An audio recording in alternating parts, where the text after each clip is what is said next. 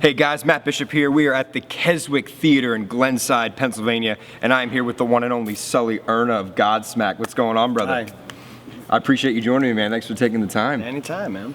So you're out here kind of relaxing a little bit. You got some low-key acoustic shows, doing the solo thing. How's this little run been going? It's going great, you know. It's a good group of guys, and it's some really cool music. It has a whole different vibe, a whole different aura to it. But it's nice, you know, it's a breath of fresh air from Godsmack, because, you know, Godsmack is always on 10. It's a big, you know, big beast. And this is more of a seductive kind of vibey, you know, come out, have a glass of wine, couple cocktails, and listen to some really cool songs. And sometimes it's some storytelling and a few covers, you know, sometimes some Godsmack acoustic stuff. But it's a little mixture. It's like a hybrid show of everything. It sounds like it's just kind of, you just get to do whatever you want, night in and night out. Change it up, mix it up. Yeah, it's loose, you know. We try to keep it that way because this project, you know, was always about the music. We always wanted it to be about the music. It's about the musicianship, and we have a really good time with it, you know. So it's a lot more eclectic. It's a lot more earthly based. It's very, you know, mystical and tribal at times. But it has really strong moments as well, and it has some, you know, it's like an emotional roller coaster. It really touches a lot of different emotions in the show. So I think people are pleasantly surprised when they see it most of the time because it's very unexpected. I imagine it's a much more unique way to interact with the fans as well, as opposed to, you know, a Godsmack show. It's got to be a little bit further away. They're both very good for interacting, but it's just two different ways of interacting, you know. I always relate Godsmack to more of like a full contact sport, you know, and this is kind of like seducing a woman kind of show. Yeah. It's a little bit more seductive in a sense, a little bit more intimate in that sense, where I can really, like, you know, touch people on an emotional level and get up close and personal with them and just make them feel like they're kind of in their living room hanging out with the band, you know, where Godsmack is more of a machine that just kind of interacts Destroys with the everything. Audience in a much different way. Have you been working on any new solo material? I know Avalon was a long process for you, putting that together, and it's been some time since that came out. Have you been writing any new solo tunes? Yeah, I'm constantly writing, you know. It's just a matter of when I feel like I have the right batch of songs to put on an album. Because that's really important to me, especially with the solo stuff. You know, this is the kind of music it's more personal to me. It's not something I'm really looking to be critiqued about or whatever. I mean, they can if they want to, but it's not as visible as Godsmack is, you know, with the heritage that that band has. So for me, this is a lot more personal. So it has to be really right. You know, this isn't about big radio hits and that kind of stuff. This is a live musical band with a lot of great multi-instrumentalists in it. So when it's ready, you know. But I'm always writing, always looking for material. I imagine the idea for the solo stuff is it's the full album or nothing. There might be a single here or there, but it's more about that listening all the way through and getting that full, you know, experience for the listener. You know, I think so. I mean, I'm still old school in that way where I really enjoy creating art and I really enjoy creating, you know, a full body of work with sequencing and how the songs flow into one another. And, you know, back in the days when like Pink Floyd, Dark Side of the Moon and albums like that were really relevant, you know, I still have that mentality to want to do that, although we're entering a much different era in our lives now with the digital age and all that stuff. So now it's more about people picking a single or two off iTunes. But it doesn't mean I want to represent my art that way either, you know? And there is going to certainly be a point where, you know, with Godsmack or even with the solo stuff that I may just want to do singles and tour off the heritage of the band, which I think Godsmack is a lot more poised for right now than the solo stuff. But the solo stuff is still fairly new and I want to nurture that some more. So I think for sure it's going to be more of a full-length album when it's ready. Very cool. You've had a lot of other cool stuff going on, not music related. Nope. Some film and TV things happening. Yep. Yeah, I've been, well, you know, back in 2003, I kind of got bit with the acting bug when I did the video for I Stand Alone. And I had to do scenes with you know, The Rock and Kelly Hu and some established actors. And I remember thinking I was going to be really nervous and uncomfortable. And I surprisingly found myself very comfortable and you know, working out these scenes with these people that I thought would be a little bit more intimidating. And from that point on, I started just exploring the acting world, and I started, doing classes with a lady named Susan Batson, who's a really top-notch acting coach. She does Tom Cruise and Nicole Kidman, and from there, I started getting a little bit more involved in it, and I started landing small roles like on Dirt with Courtney Cox, and I just recently did a role in a new Martin Scorsese movie called Bleed for This. Small part as a blackjack dealer that I have a scene with the main guy in the movie, Miles Teller. Miles Teller. Katie Seagal's in it and stuff like that. And I just finished shooting a pilot for a new TV series with a bunch of the cast from Sons of Anarchy. Which just ended last night. I don't say anything, though. That's big news. I'm not saying a word. Don't say nothing.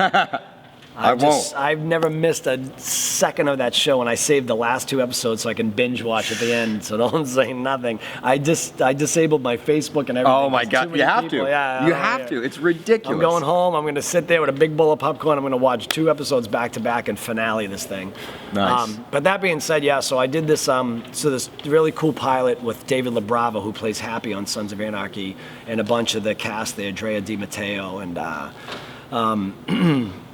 So, between that and a couple of films that I'm supposed to be doing next year, I'm just trying to continue to get in some momentum in TV and film because I really enjoy it as well. It's a really fun thing, and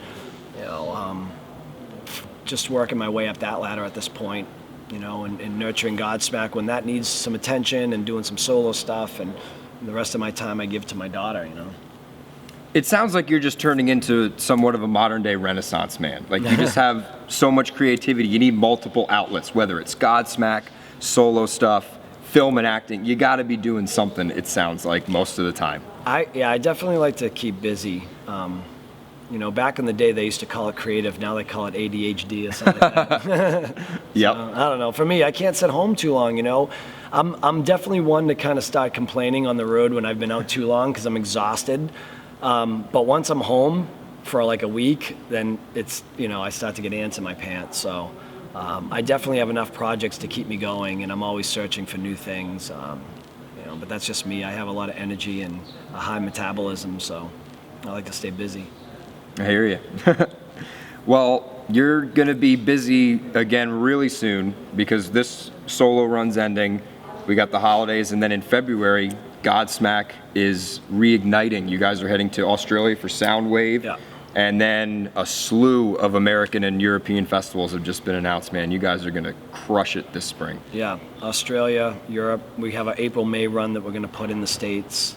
And then we're going to probably do another run in the fall in the States. But in between that, we're definitely going to do Australia and New Zealand and some of those places. And then hit, the European festivals and all that, June, July. So I think if people are looking for the band, they can just tune into the website and just track the tour dates. But I'm pretty sure April, May is going to be a domestic run in the States, and then probably something in the late fall. And then I'm going to, also put some solo dates in between the time off that Godsmack has, just to keep this going. And then we'll see what kind of time I have. It depends on what happens with the TV and film stuff. That may dictate whether or not I can run more solo stuff or not, but we'll see. As long as I'm busy, I'm happy. That's a good way to look at it, man. That's it. Got to make the money.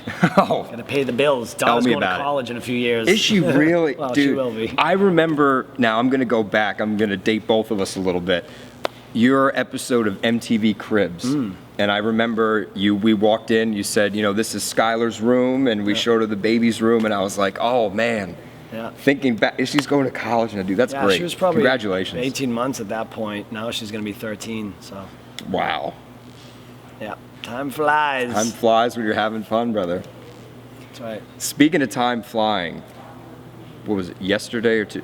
Yeah, it was the 10 years since Dimebag passed. Yeah. Dimebag Darrell, guitarist of Pantera.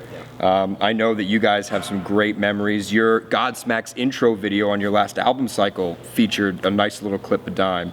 And I know the crowd always just went nuts about that, man. What came back to you this week as, everybody was kind of celebrating? Yeah, it's funny because, I was talking to his brother not too long ago, and, Vinny's the same way. He doesn't really want to be reminded of the tragedy. He just wants to celebrate his life, Mm-hmm. And so he's okay with, having people talk to him about his brother and how great he was as a person and remembering all the good stuff.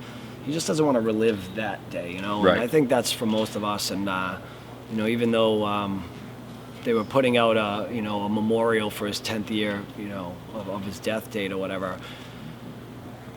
You know, for me, I just remember, I just think that how much I miss him. You know, he really was a great friend. He was the nicest guy I've ever met. He was the epitome of what a rock star should be. You know, there's so many bad rock stars out there that just do it the wrong way. And he was such the right guy. If anybody deserved to be a superstar, it was him. And he was an anomaly on the guitar, man. And, you know, like I said in the Billboard interview recently, is that it was just a senseless tragedy that gave heaven the opportunity to gain a legend, you know? And that's the way I see it. But he was the most down-to-earth, humble, kind-hearted man I've ever met. And he's missed tremendously, so.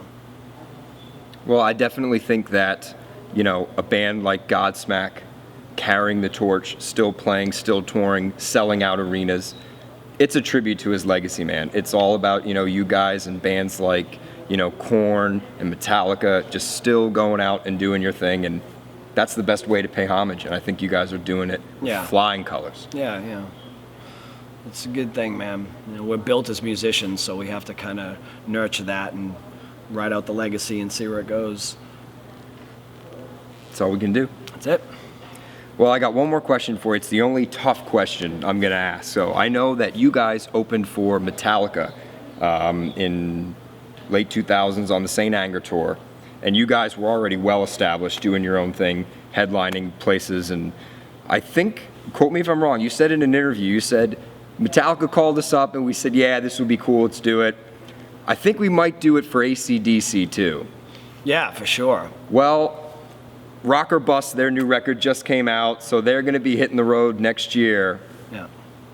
If that call comes, man, if it came, I think we would highly consider it. I mean, you know, there's very few bands left that we would consider opening for because we just don't feel that we need to at this point. Although, you know, we do love the brotherhood of music, and I think the more we're around musicians that have the same mentality as us with not having music be a competition but more of a brotherhood, those are the kind of bands we enjoy touring with, you know, and the bands that we've gotten those vibes from is, you know, bands like Shinedown and Stained and Disturbed, and Metallica was definitely the king of that. Like they couldn't have been more welcoming and accommodating and kind to us and attentive. I mean, they really, you know, proved to us that there's a reason why we didn't waste the last 25, 30 years of our life worshiping the wrong band, you know. They were super, super nice guys.